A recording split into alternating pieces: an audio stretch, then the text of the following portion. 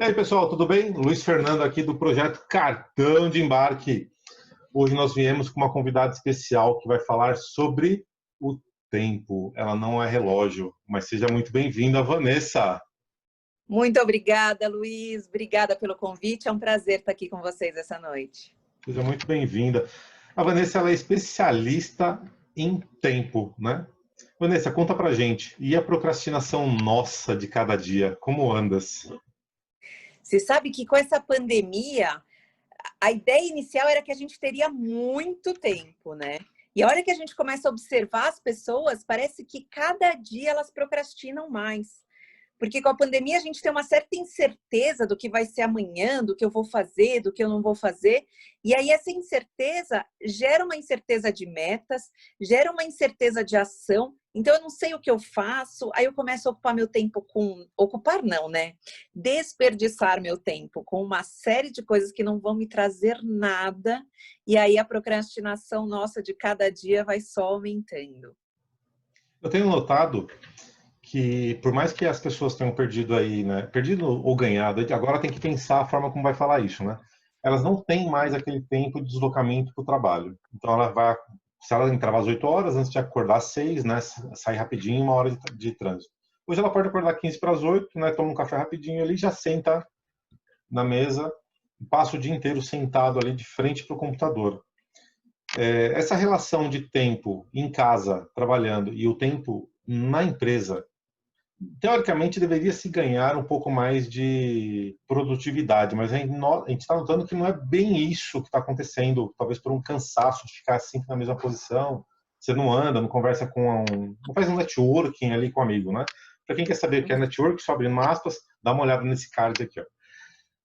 Como fica nessa situação que você está extremamente cansado mentalmente de ficar sentado na frente do computador o dia inteiro, sem interagir com ninguém, né? Como que faz para quebrar isso? Porque quanto mais cansado mentalmente, eu acredito, né? Você pode me desmentir, mais procrastinador será? Quanto mais cansado, mais procrastinador. Isso acontece, Lu, porque muitas vezes não. O que tem acontecido nessa situação é que a gente foca tanto em algo e tentando se blindar de tudo. Então, muita gente tem filho, tem pai, tem marido, tem esposa, tem irmão, tem todo mundo em casa. E aí você precisa se blindar de tudo isso. Então, você acaba criando uma barreira contra a sua própria família e contra o que mais teria que te dar prazer e satisfação. Isso te gera um estresse emocional muito grande. E esse estresse emocional, ligado ao fato de você não estar dedicando tempo, por exemplo, ao lazer, ao esporte, não estar encontrando amigos, pessoas queridas, faz com que você... A gente chama de roda da vida, depois eu posso explicar um pouquinho melhor sobre isso. Ou você pode fazer um linkzinho para mim pro vídeo sobre roda da vida, que é grande. Olha o card aqui, ó.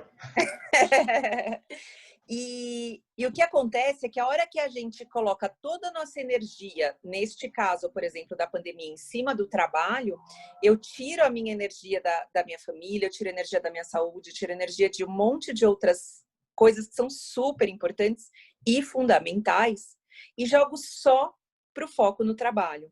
E aí eu penso, nossa, eu vou ser super produtiva, eu não perco mais tempo em trânsito, eu não perco mais tempo em nada.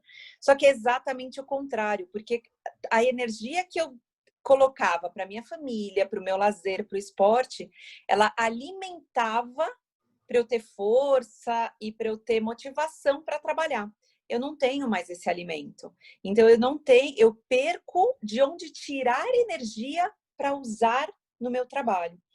E isso faz com que eu fique cada vez mais desgastada, com que eu vá cada vez adiando mais e cada vez fazendo menos pelos meus objetivos próprios. E essa é uma das principais causas da procrastinação. Quando eu começo a me focar tanto no trabalho, por exemplo, eu deixo de acreditar no que eu mereço, eu deixo de acreditar nos meus projetos, eu deixo de acreditar nas minhas metas, e não acreditando, eu deixo de focar e de agir por isso. Então, eu coloco tanto tempo na minha meta do trabalho, e aí eu perco tempo para colocar na minha meta pessoal, cuidar da minha família, fazer as minhas coisas. Isso gera um super desequilíbrio e acaba na procrastinação e na falta de motivação, na falta de energia e depressão, aumento de várias doenças pelo estresse. Então tá uma situação bem complicada mesmo. E o que dá para fazer para dar uma relaxada nisso ou tentar equilibrar essa situação? Tem duas causas, Lu, que a gente toma como as causas principais da procrastinação. Uma delas é quando a gente tem muito preparo, mas a gente tem pouco desejo. Então, tipo, você sabe muito, sei lá, sobre finanças, sobre mercado financeiro, mas você não quer tanto chegar no final daquele projeto, você não quer tanto alcançar aquele bem. Então, você sabe muito, mas você acaba se acomodando, porque você não tem uma grande questão que você quer resolver ou que você quer alcançar. E aí você procrastina pela acomodação, pela falta de desejo. Então, esse é um dos extremos, quando a gente tem um alto nível de preparo e um pouco nível de desejo, e um baixo nível de desejo. O outro extremo é quando eu tenho um alto nível de desejo, mas eu tenho pouco preparo. Então, eu quero muito tal projeto, eu quero muito alguma coisa e realizar aquilo, mas eu não tenho a menor ideia de por onde começar. Eu não tenho a menor ideia do que fazer. E aí surgem os infindáveis medos. Aí eu tenho medo de não ser bom o suficiente, eu tenho medo de falhar, eu tenho medo do que os outros vão pensar se esse projeto não der certo. E com todos esses medos, eu procrastino, porque afinal de contas, se eu não fizer nada, ninguém vai me julgar. Se eu não fizer nada, não vai dar errado. Não vai dar certo, mas também não vai dar errado. Então eu seguro esse medo procrastinando. Se eu não faço nada agora, não tem do que eu temer. Então, são essas as duas grandes causas da procrastinação. Um, o desejar pouco e o outro, se preparar pouco. E o legal é que a hora que a gente começa a perceber, puxa, eu tô aqui, ou eu desejo um pouco, ou eu sei pouco, a gente consegue achar o antídoto, né? Se eu desejo pouco, o antídoto está em encontrar a razão para eu desejar. Então, poxa, eu mereço isso. Muitas vezes o não desejar vem do acho que eu não mereço. Acho que isso é muito para mim. Tem tanta gente melhor que eu. E aí eu trabalhar esse merecimento. Você merece, sim. Se tanta gente já conseguiu, por que é que você não conseguiria? Ou se a gente vai no outro extremo, de eu tenho muito desejo, mas pouco preparo, fica até mais fácil, né? A gente vai atrás de preparo, de cursos. E com essa pandemia tá maravilhoso, porque parece que quase tudo que a gente pensa em fazer tem curso no YouTube disponível. Então, isso está ajudando muito a hora que a gente percebe, puxa, meu problema é falta de preparo. Dá para a gente ir lá, dá para usar esse tempo. Tem um estudo, Lu, que é muito legal, que ele fala que a gente perde o brasileiro perde de 4 a 5 horas por dia rolando em redes sociais. Então a gente fala, meu Deus, aí as pessoas viram e falam, eu não tenho tempo. Como assim, né?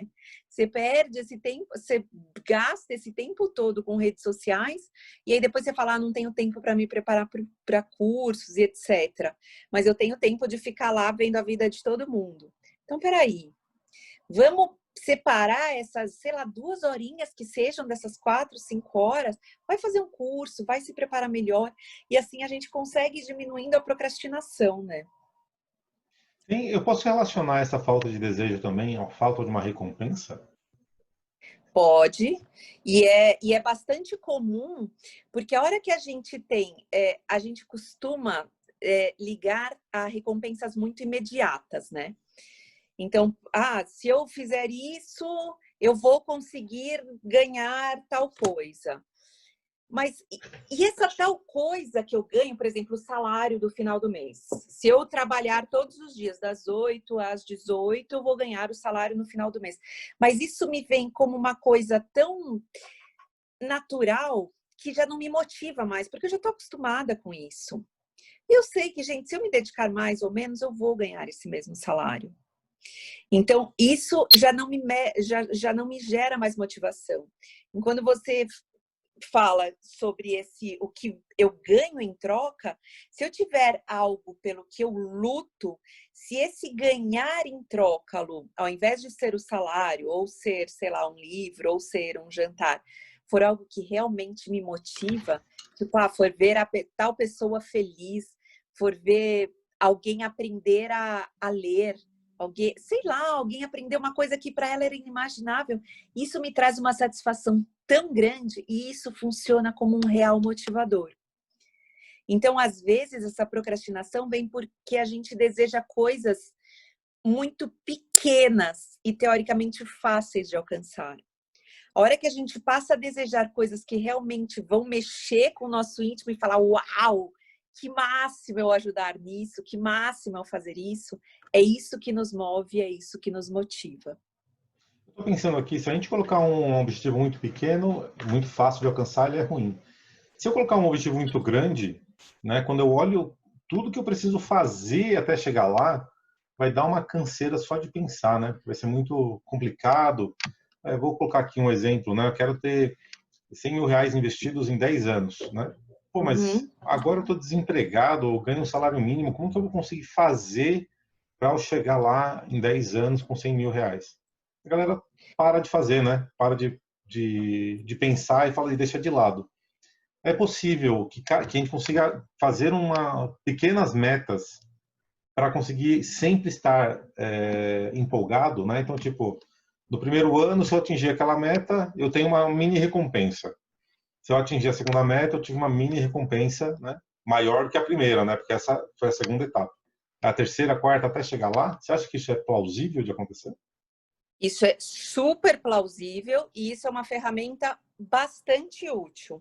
É exatamente o que você falou. Se eu quero, por exemplo, 10 mil reais, você tinha falado 100 mil reais daqui a 10 anos. Meu, 100 mil reais, para você pensar nessa quantia, você fala assim, caraca, sério? Parece algo assim, nunca vou conseguir.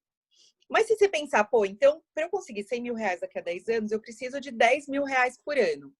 10 mil reais não dá nem R$ 1.000 por mês.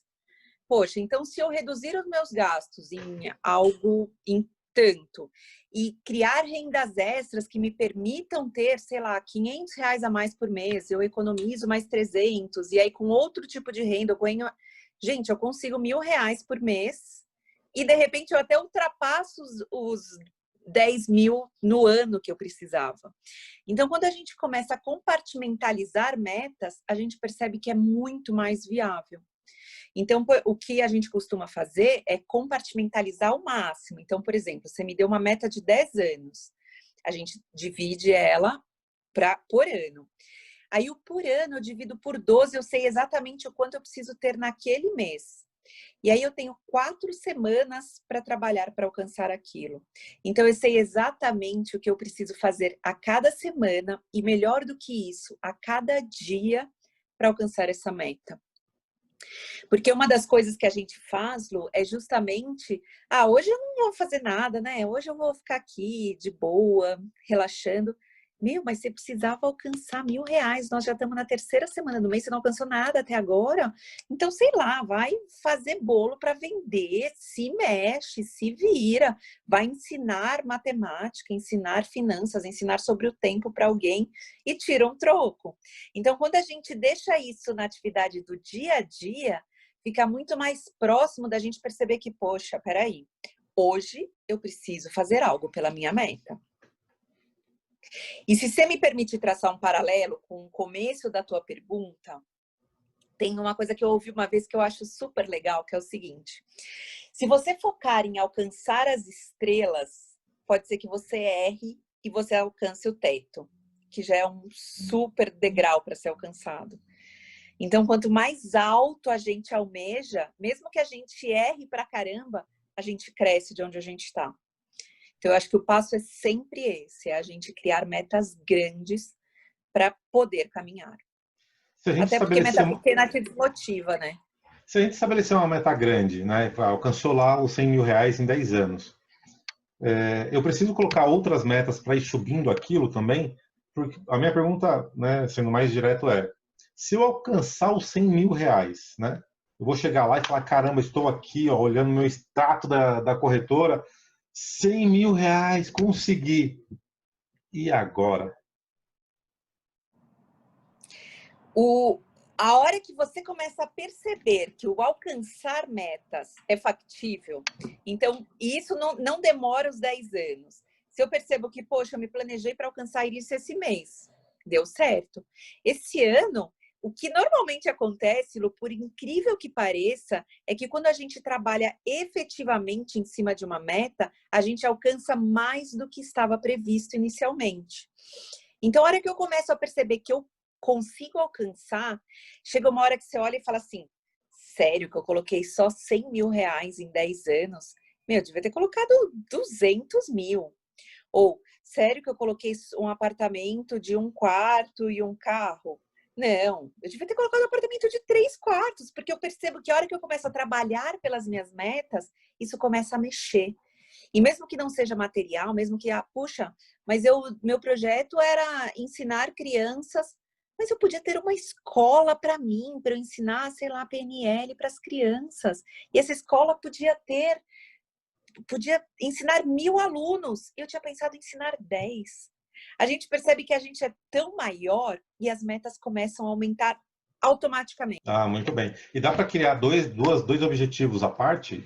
Tá, coloquei um de 100 mil e colocar um outro, aí um financeiro, né, de 100 mil e colocar um familiar, quero estar casado com um filho, por exemplo. Você acha que é factível andar com dois objetivos em paralelo? Essa pergunta é muito boa, Lu, porque normalmente as pessoas se focam em um objetivo só, tipo, eu quero 100 mil reais e eu luto para tudo. Só que aí a gente volta no começo da nossa conversa. Quando eu foco toda a minha energia para uma área só, eu deixo as outras capengas e eu perco qualidade também nessa área. Então, quando eu divido isso para, por exemplo, eu quero estar casado e eu quero 100 mil, é muito mais fácil de estar casado e de ganhar os 100 mil do que se eu lutasse por apenas uma meta. Parece meio dissonante, mas não é. Se a gente consegue equilibrar isso, isso inclusive acelera o alcance dessas metas. A chave está em eu conseguir colocar tanto algo em prol do meu pessoal, por exemplo, de estar casado, como algo em prol de juntar o dinheiro para você fazer nessa semana. Então, esta semana você tem que fazer algo em prol de cada uma dessas metas, conjuntamente. E isso acelera você alcançar tanto uma quanto a outra. Muito bem. Voltando agora para o dia a dia, né, para a rotina do dia a dia. Existe alguma ferramenta que pode auxiliar aquela pessoa a não procrastinar? Eu uso no celular um aplicativo chamado Pomodoro, né? Ele conta lá um tempo, né, que eu especifico o tempo que eu quero. Só que aí eu realmente tenho que largar o telefone, eu tenho que ter essa coragem, né, de deixar o telefone de lado, não abrir nenhuma rede social, não abrir e-mail, nada, e ficar focado 100% do meu tempo naquela atividade, né? E Uhum. se vier algum pensamento fora, assim, eu tenho que fazer um trabalho para fazer esse pensamento ir embora para eu continuar focado, até o telefone tocar. Uhum. Porque o telefone tocou, foi o tempo que eu estimei para fazer aquela atividade, ou então para fazer uma parte daquela atividade, né? Tem alguma ferramenta mais prática que essa? Bom, essa eu acho prática, né? Mas tem alguma outra que pode ajudar bastante?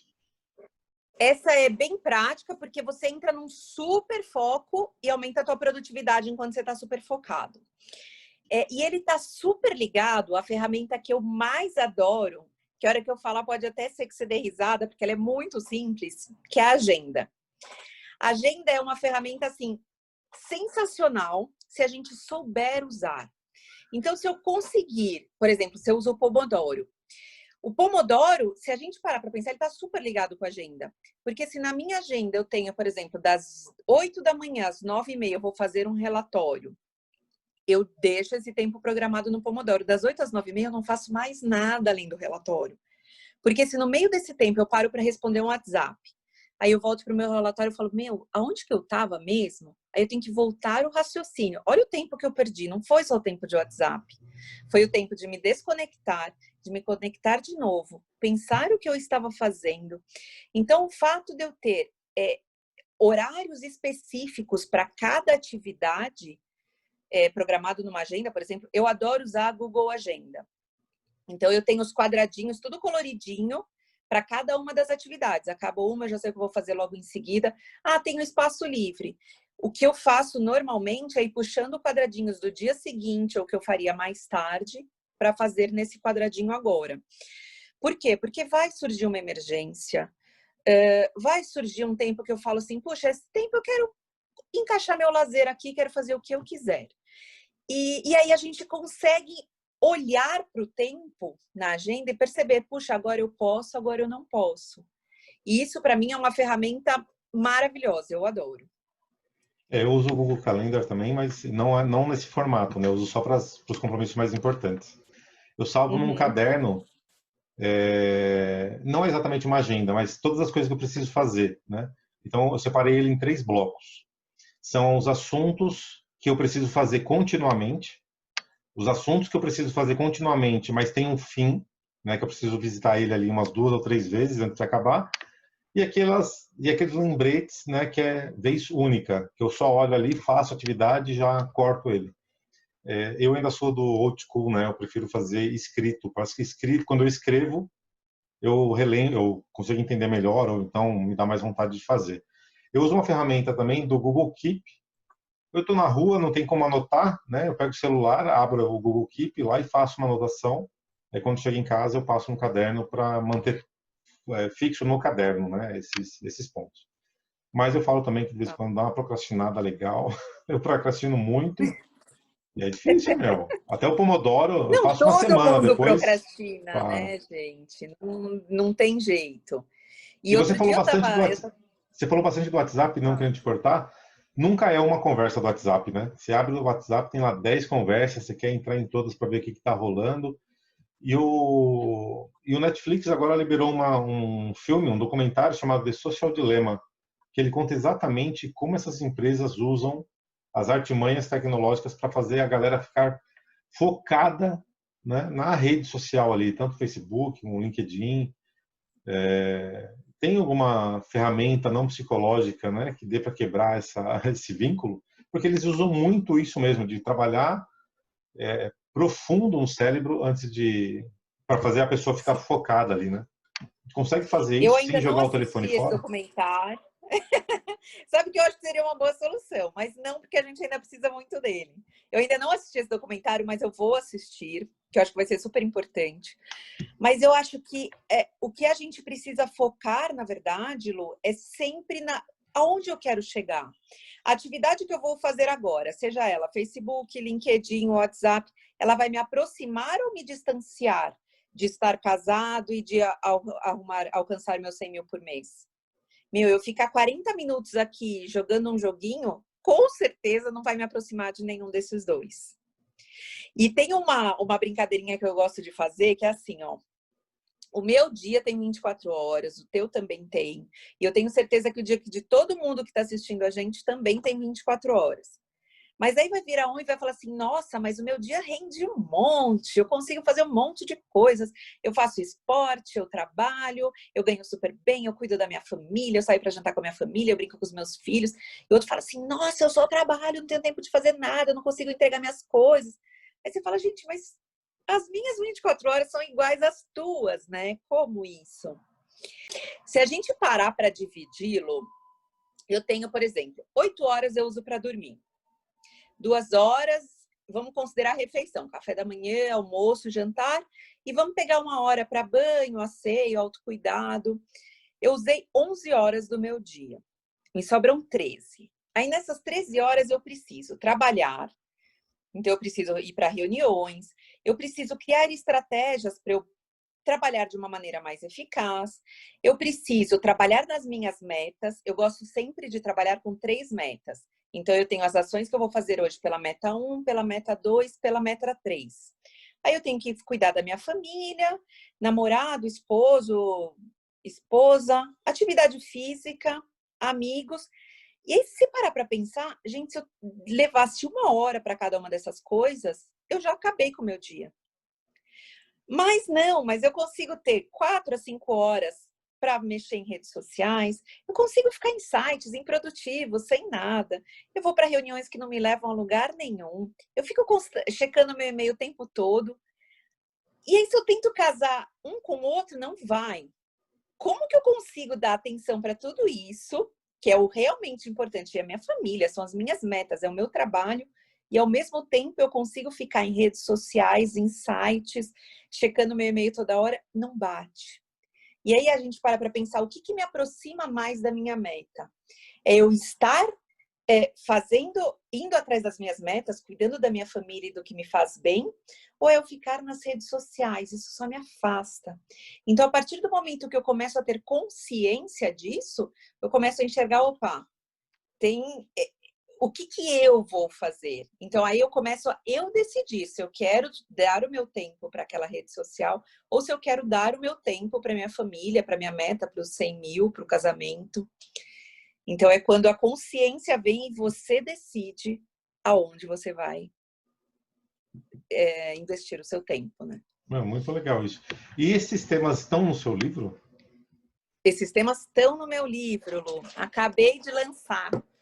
É o Gerenciando o Seu Tempo. Eu faço uma prévia de o que é o tempo, por que ele é importante para a gente, como a gente deveria usar ele de uma maneira mais efetiva. E aí, no livro também, eu falo de todas essas ferramentas que a gente falou. Eu falo de procrastinação, eu falo de agenda, eu falo de como compartimentalizar metas, 10 anos, anual, mensal, semanal, diária. E no finalzinho, eu coloco um planner para ajudar nesse acompanhamento de metas.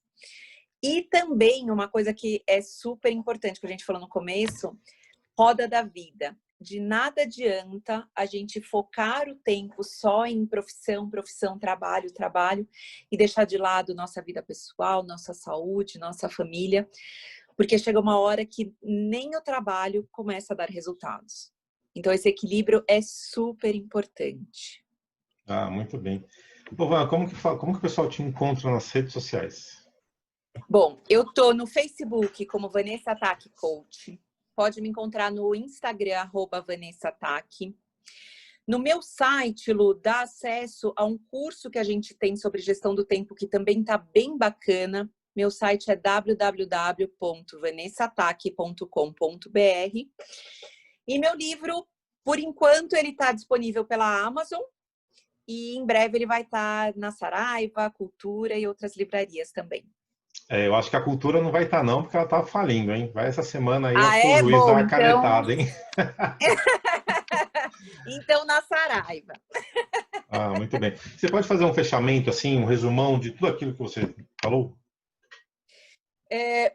Então, para mim, a coisa mais importante quando a gente fala em gerenciamento de tempo, em manejar o tempo de uma maneira positiva, é justamente o equilíbrio entre o tempo da vida profissional e o tempo da vida pessoal.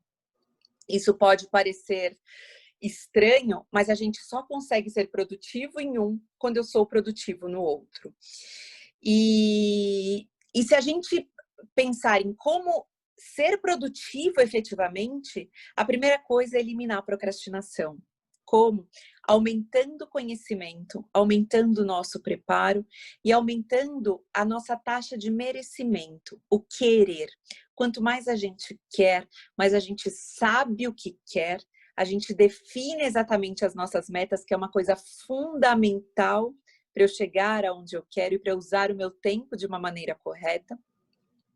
E é assim que eu consigo realizar tudo usando uma ferramenta super simples, super disponível e super escassa, o tempo.